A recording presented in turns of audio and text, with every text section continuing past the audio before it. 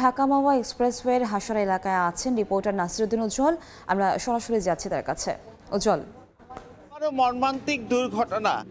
৬ ঘন্টার ব্যবধানে ৪টি তাজা প্রাণ ঝরে গিয়েছে এবং প্রথম ঘটনাটি ঘটেছে বৃহস্পতিবার রাত ১১টার দিকে। সেটি কিন্তু এই এক্সপ্রেসওয়ের যে নিমতলা যাত্রী ছাউনির পাশে, সেখানে কিন্তু যে বাসের সঙ্গে কাভার্ড ভ্যানের সংঘর্ষ হয়েছে।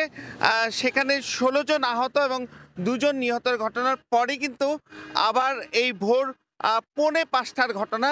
সেখানেও কিন্তু একইভাবে যে হাসারা যাত্রী ছাউনি, সেই যাত্রী ছাউনির সামনে যে যানটি ছিল সেটিকে চিহ্নিত করা যায়নি, কিন্তু বেপরোয়া গতির বাস কিন্তু সেটিকে ধাক্কা দেওয়ার পর সেখানেও ২ জন নিহত এবং ৫ জন আহতের ঘটনা ঘটে। এবং এই যে ঘন ঘন দুর্ঘটনা ঘটছে, এরপরেও কিন্তু বেপরোয়া গতি থামছে না।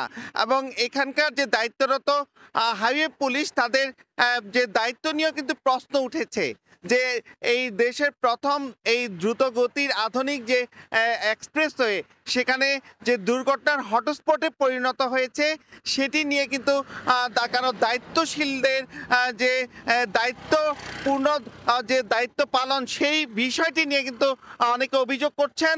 এবং যারা এই রুটটি ব্যবহার করছেন তারা কিন্তু অনেকটা আতঙ্কের মধ্যে তারা চলাচল করছেন।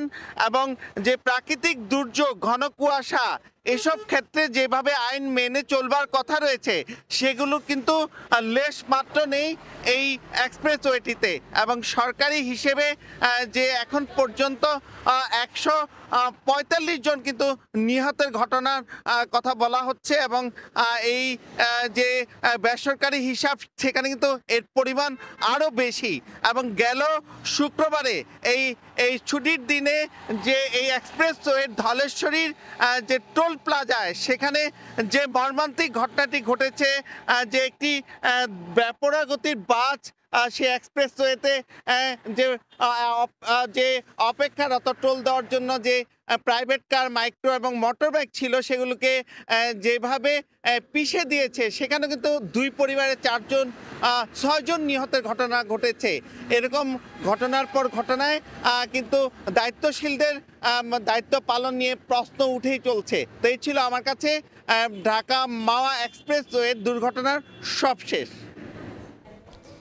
আমরা সরাসরি যুক্ত ছিলাম ঢাকা মাওয়া এক্সপ্রেসওয়ে থেকে।